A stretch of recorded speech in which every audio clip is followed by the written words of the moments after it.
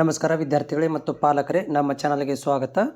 ಈ ವಿಡಿಯೋದಲ್ಲಿ ಮೊರಾರ್ಜಿ ದೇಸಾಯಿ ಮತ್ತು ನವೋದಯ ಸ್ಕೂಲ್ಗಳಿಗೆ ಸಂಬಂಧಿಸಿದಂಥ ನಿಮ್ಮ ಡೌಟ್ಗಳನ್ನು ಕ್ಲಿಯರ್ ಮಾಡ್ತೇನೆ. ಯಾಕಂದರೆ ನೀವು ಕಾಮೆಂಟ್ಗಳನ್ನು ಹಾಕಿದ್ದೀರಿ. ನಾನು ಬಿಡುವಿನ ವೇಳೆಯಲ್ಲಿ ಅಥವಾ ನನ್ನ ಒಂದು ವರ್ಕಿಂಗ್ಗಿಂತ ಮೊದಲು ಅಥವಾ ನಂತರ ಬಿಡುವಿನ ವೇಳೆಯಲ್ಲಿ ನಾನು ಏನು ಮಾಡ್ತೇನೆ, ವಿಡಿಯೋಗಳನ್ನು ನಿಮಗೆ ಶೇರ್ ಮಾಡ್ತೇನೆ. ನಿಮ್ಮ ಕಾಮೆಂಟ್ಗಳನ್ನು ಓದಿ.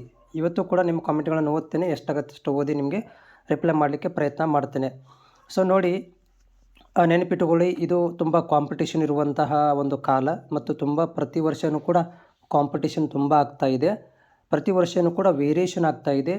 ಪಾಯಿಂಟಲ್ಲಿ ಕೂಡ ವೇರಿಯೇಷನ್ ಆಗಿದೆ. ಈ ವರ್ಷ ಪಾಯಿಂಟಲ್ಲಿ ಕೂಡ ತುಂಬ ವೇರಿಯೇಷನ್ ಆಗಿರುವಂಥದ್ದು.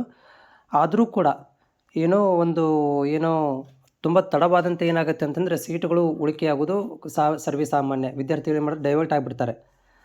ಎಕ್ಸಾಮ್ ಬರೀಬೇಕಾದ್ರೆ ಒಂದು ಮೂಡ್ ಇರ್ತದೆ, ಎಕ್ಸಾಮ್ 2-3 ತಿಂಗಳಾದಮೇಲೆ ಮೂಡ್ ಬೇರೆ ಆಗಿಬಿಡುತ್ತೆ. ಈ ಒಂದು ವಿದ್ಯಾರ್ಥಿಗಳ ಮತ್ತು ಪಾಲಕರ ಮೂಡದ ಮೇಲೆ ಏನಾಗುತ್ತೆ ಅಂದರೆ ಅಡ್ಮಿಷನ್ ಹೋಗೋದಿಲ್ಲ ವಿದ್ಯಾರ್ಥಿಗಳು. ಆ ಉಳಿದಿರುವಂಥ ಸೀಟುಗಳನ್ನು ನಿಮ್ಗೆ ಏನು ಮಾಡ್ತಾರೆ ಅಂದರೆ ಇಲ್ಲಿ ಕೊಡುವಂಥ ಚಾನ್ಸಸ್ ಇರುತ್ತೆ. ಅದಕ್ಕೆ ನಾವು ಸೆಕೆಂಡ್ ರೌಂಡು, ಥರ್ಡ್ ರೌಂಡ್ ಅಂತ ಕರಿತೀವಿ. ಅದರ ಜೊತೆಗೆ ನೋಡಿ, ಅಭ್ಯರ್ಥಿಗಳು ಯಾರೆಲ್ಲ ನಮ್ಮ ಚಾನಲ್ಗೆ ಹೊಸಬರಿದ್ದೀರಾ, ಚಾನಲ್ನ ಸಬ್ಸ್ಕ್ರೈಬ್ ಮಾಡ್ಕೊಳ್ರಿ. ವಿಡಿಯೋಗಳನ್ನು ನೋಡ್ತಾ ಇದ್ದೀರಿ, ಕಾಮೆಂಟ್ಗಳನ್ನು ಹಾಕ್ತಾ ಇದ್ದೀರಿ, ಆದರೆ ದಯಮಾಡಿ ಸಬ್ಸ್ಕ್ರೈಬ್ ಮಾಡಿ. ಯಾಕಂತಂದರೆ ನಿಮ್ಮ ಒಂದು ಸಬ್ಸ್ಕ್ರೈಬರ್ ನನಗೆ ಸಪೋರ್ಟ್ ಮಾಡಿದಾಗುತ್ತೆ ಅಷ್ಟೇ.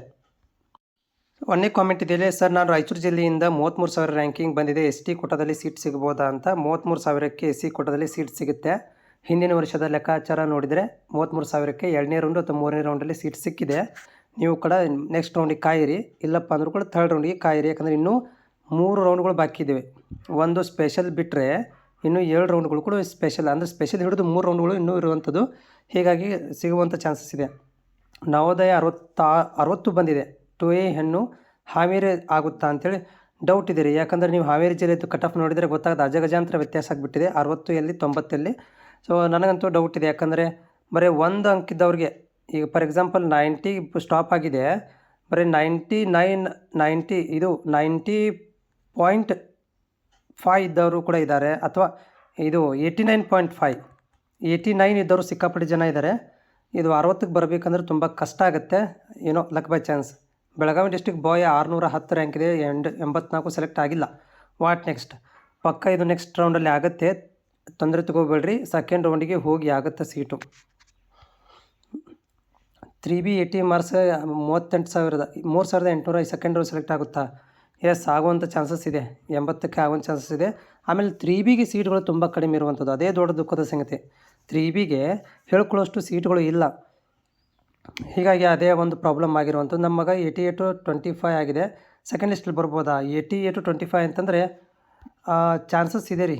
ಯಾಕಂದರೆ 90 ಕಟ್ ಆಫ್ ಆಗಿದೆ, 88-25 ಅಂತಂದರೆ ಆಗುವಂಥ ಚಾನ್ಸಸ್ ಇದೆ. ಟ್ರೈ ಮಾಡಿ, ವೇಟ್ ಮಾಡಿ ನೋಡೋಣ. ಅದು ಸೆಕೆಂಡ್ ಲಿಸ್ಟ್ ಅಂತಲ್ಲ, ಅದು ಸೆಕೆಂಡ್ ವೇಟಿಂಗ್ ಲಿಸ್ಟ್. ಅದು ಅವ್ರು ಯಾರೂ ಅಡ್ಮಿಷನ್ ಆಗಿಲ್ಲ, ನಿಮ್ಮ ಕಾಸ್ಟಲ್ಲಿ ಇರುವಂಥವ್ರು ಯಾರೂ ಅಡ್ಮಿಷನ್ ಆಗಿಲ್ಲ ಅಂದರೆ ನೆಕ್ಸ್ಟ್ ನಿಮಗೆ ಬರುತ್ತೆ ಅಷ್ಟೇ. ನನ್ನ ಮಗ ನವೋದಯ 84.37 ಇದೆ, ಅದು ಕಟ್ ಆಫ್ ಆಗಿರೋದು 87. ನೋಡಿ, 84 ಮತ್ತು 87. ಈ 87 ಇರುವಂಥವರು ಏನಾದರೂ ಅಡ್ಮಿಷನ್ ಆಗಿಲ್ಲ ಅಂತಂದರೆ ನೆಕ್ಸ್ಟ್ ಯಾರಿಗೆ ಕೊಡ್ತಾರೆ ಅಂತಂದರೆ 86 ಇರೋರಿಗೆ ನೋಡ್ತಾರೆ, 86 ಇರೋ ನೋಡ್ತಾರೆ, 85 ಇದ್ದವ್ರಿಗೆ ನೋಡ್ತಾರೆ. ಇವ್ರು ಯಾರೂ ಇಲ್ಲಪ್ಪ ಅಂತಂದರೆ ನಿಮಗೆ ಅಷ್ಟೇ. ಅದು ಹೇಗೆ? ಸೇಮ್ ಕಾಸ್ಟಲ್ಲಿ ಇರಬೇಕು. ಸೇಮ್ ಕಾಸ್ಟಲ್ಲಿರೋರು ಅಡ್ಮಿಷನ್ ಆಗಿರಬಾರ್ದು. ಫಾರ್ ಎಕ್ಸಾಂಪಲ್, ಇವಾಗ ನಿಮ್ಮ ಸೇಮ್ ಕಾಸ್ಟ್ ಒಳಗಡೆ ಒಂದು 3 ಜನ ಇದ್ದಾರೆ ಅಂತ ಅನ್ಕೊಳ್ಳೋಣ. 3 ಜನ ಈಗ ಆಲ್ರೆಡಿ ಅವ್ರಿಗೆ ಸೀಟ್ ರಿಸರ್ವ್ ಆಗಿದೆ, ನಿಮಗಾಗಿಲ್ಲ. ಓಕೆ, ಈ 3 ಜನ ಆಬ್ಸೆಂಟ್ ಆಗಿಬಿಟ್ರೆ ನೆಕ್ಸ್ಟ್ ಕೆಳಗಡೆ ಬರುವಂಥವ್ರು, ಉದಾಹರಣೆಗೆ ಇಲ್ಲಿ 87.5 ಇದೆಯಲ್ಲ, ನೆಕ್ಸ್ಟ್ ಏನು ಮಾಡ್ತಾರೆ, 87 ಇದ್ದಾರೆ ನೋಡ್ತಾರೆ, 86 ಇದ್ದವ್ರು ನೋಡ್ತಾರೆ. ಒಮ್ಮಕ್ಕಳೇ 84 ಇದ್ದವ್ರಿಗೆ ನೋಡೋದು ತುಂಬ ಕಷ್ಟ. ಇವ್ರು ಯಾರೂ ಇಲ್ಲ ಅಂದರೆ 87ರಿಂದ ಹಿಡಿದು ನಿಮ್ಮ ತನಕ ಯಾರು ನೋಡೋಕ್ಕೆ ಯಾರೂ ಇಲ್ಲ ಅಂತಂದರೆ ನಿಮಗೆ ಸಿಗುತ್ತೆ, ಇಲ್ಲ ಅಂದರೆ ಸಿಗೋದು. ಯಾಕಂದರೆ ಅದು ಇರೋದೇ ರೂಲ್ಸ್ ಹಂಗೆ. ಹೆಂಗಂದರೆ 87.5 ಬರಲಿಲ್ಲ ಅಂತಂದರೆ 87 ಇದ್ದವ್ರಿಗೆ, 86 ಇದ್ದವ್ರಿಗೆ ಹುಡುಕಿ ಕೊಡ್ತಾರೆ. 32 ಇದೆ, 1,26,000 ST ಇದೆ. ನೋಡಿ, STನೇ ಕೈ ಹಿಡಿಬೇಕು ನಿಮಗೆ, ಬಟ್ ಈ ರ್ಯಾಂಕಿಗೆ ಹಿಡಿದು ಕಷ್ಟ. ನೀವು ಕೊನೆ ರೌಂಡ್ ತನಕ ಹೋಗ್ಬೇಕಾಗತ್ತೆ. ಸೆಕೆಂಡ್ ರೌಂಡು ಡೌಟ್ ಇದೆ, ಇದು ಸೆಕೆಂಡ್ ರೌಂಡು ಡೌಟ್ ಇದೆ. ಥರ್ಡ್ ರೌಂಡಿಗೆ ಏನಾದರೂ ಆದಿತ್ತು. ಸರ್, ಅಪ್ಲಿಕೇಶನ್ ಬೈ ಮಿಸ್ಟೇಕ್ ಆಗಿ ಲೋಕಲ್ ಅಂತ ಬಿಟ್ಟು ನಾನ್ ಲೋಕಲ್ ಟಿಕ್ ಮಾಡಿದ್ದೀವಿ, ಅದಕ್ಕೆ ನನ್ನ ಪ್ರಾಬ್ಲಮ್ ತಿಳಿಸಿ. ಏನು ಬೆಳಗಾವಿ ಡಿಸ್ಟಿಕ್ ಸವದತ್ತಿ ಯಲ್ಲಮ್ಮ ತಾಲೂಕು ಬಿಟ್ಟು ಯರಗಟ್ಟಿ ತಾಲೂಕು ಟಿಕ್ ಮಾಡಿದ್ದೀವಿ. 79 ಕಾಸ್ಟ್. ನೋಡಿ, ಈ ನೀವು ನಾನ್ ಲೋಕಲ್ ಅಂದರೆ ಈಗ ನೀವು ಯರಗಟ್ಟಿ ಟಿಕ್ ಮಾಡಿರಲ್ಲ, ಸೊ ಯರಗಟ್ಟಿದಲ್ಲಿ ಏನು ಮಾಡ್ತಾರೆ, ಫಸ್ಟ್ ಪ್ರಯಾರಿಟಿ ಯಾರಿಗೆ ಕೊಡ್ತಾರೆ, ಲೋಕಲ್ಗೆ ಫಸ್ಟ್ ಪ್ರಯಾರಿಟಿ, ಆಮೇಲೆ ನಾನ್ ಲೋಕಲ್ಗೆ ಸೆಕೆಂಡ್ ಪ್ರಯಾರಿಟಿ. ಹೌದಾ? ಈಗ ಲೋಕಲ್ದಲ್ಲಿ ಕೊಟ್ಟ ಮೇಲೆ ನಿಮಗೆ ಕೊಡ್ತಾರೆ, ಅಂದರೆ ಇಲ್ಲಿ ಕಾಂಪಿಟೇಷನ್ ಆಗುತ್ತೆ, ಇವ್ರಿಗೆ ಕೊಟ್ಟ ಮೇಲೆ ನಿಮ್ಗೆ ಕೊಡಬೇಕಲ್ಲ. ಹೌದಾ? ಆಮೇಲೆ ನಾನ್ ಲೋಕಲಿಗೆ ಯಾರಪ್ಪ ಅಂದರೆ second option, first option first option ಲೋಕಲ್ದವ್ರಿಗೆ, ಆಮೇಲೆ ಸೆಕೆಂಡ್ ಆಪ್ಷನ್ ನಾನ್ ಲೋಕಲ್ದವ್ರಿಗೆ ಕೊಡೋದಂಥದ್ದು. ಹೀಗಾಗಿ ಇದು ಏನಂತಂದರೆ, ನೀವು ಅಲ್ಲಿರುವಂಥ ನಂಬರ್ ಆಫ್ ವಿದ್ಯಾರ್ಥಿಗಳ ಸಂಖ್ಯೆ ಜಾಸ್ತಿ ಇದ್ದಾಗ ನಾನ್ ಲೋಕಲ್ ಅವಳಿಗೆ ಕಡಿಮೆ ಕೊಡ್ತಾರೆ ಸೀಟ್ಗಳನ್ನ. ಅದು ಕಡಿಮೆ ಕೊಡಬೇಕಾದ್ರೆ 79ಕ್ಕಿಂತ ಜಾಸ್ತಿ ಇದ್ದವ್ರಿಗೆ ಒಂದು ಸೀಟ್ ಏನಾದರೂ ಕೊಟ್ಟುಬಿಟ್ರೆ ನೀವು ಇಲ್ದಂಗೆ ಆಗಿಬಿಡ್ತೀರಷ್ಟೇ.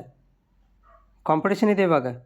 ಅದೇ ನೀವು ನಿಮ್ಮ ಜಿಲ್ಲೆಯಲ್ಲಿ ಟ್ರೈ ಮಾಡಿದರೆ ಸೆಕೆಂಡ್ ಲಿಸ್ಟಲ್ಲಿ ನಿಮ್ಗೆ ಬರ್ತಿತ್ತು, ಅಥವಾ ನಿಮ್ಮ ಜಿಲ್ಲೆಯಲ್ಲಿ ಇದ್ದಿದ್ದರೆ ಸೆಕೆಂಡ್ ಲಿಸ್ಟಲ್ಲಿ ಹತ್ಬೋದಿತ್ತೇನೋ, ಅಂದರೆ ನಿಮ್ಮ ಊರಲ್ಲಿ ಇದ್ದಿದ್ದರೆ ಸೆಕೆಂಡ್ ಲಿಸ್ಟಲ್ಲಿ ಹತ್ಬೋದಿತ್ತು, ಅಥವಾ ಸೆಕೆಂಡ್ ರೌಂಡಲ್ಲಿ ಕೂಡ ನಿಮಗೆ ಚಾನ್ಸಸ್ ಇತ್ತು. ಅದು ಆರಾಮ 79ಕ್ಕೆ ಸೆಕೆಂಡ್ ರೌಂಡಲ್ಲಿ ಚಾನ್ಸ್ ಆಗುವಂಥ, ಯಾಕಂದರೆ ಲೋಕಲ್ ಆಗ್ತಿದ್ರಿ ನೀವು, ಲೋಕಲಾಗಿ ಮೊದಲನೇ ಆದ್ಯತೆ ಕೊಡ್ತಿದ್ರು. ನೀವು ಬೇರೆ ಜಿಲ್ಲೆಗೆ ಟ್ರೈ ಮಾಡಿದಾಗ ಅಲ್ಲಿರುವಂಥ ಜಿಲ್ಲೆಗಳ ವಿದ್ಯಾರ್ಥಿಗಳಿಗೆ ಮೊದಲು ಕೊಟ್ಟು ಆಮೇಲೆ ನಿಮ್ಮಲ್ಲಿ 1% 2% ಸೀಟ್ಗಳನ್ನ ಇಟ್ಟಿರ್ತಾರಲ್ಲ, ಅದರಲ್ಲಿ ಯಾರು ಹೈಯೆಸ್ಟ್ ಪರ್ಸೆಂಟ್ ಇರುತ್ತೆ ಅವ್ರಿಗೆ ಕೊಡ್ತಾರೆ. ಈ ರೀತಿಯಾಗಿ ಸೆಲೆಕ್ಷನ್ ಆಗುತ್ತೆ.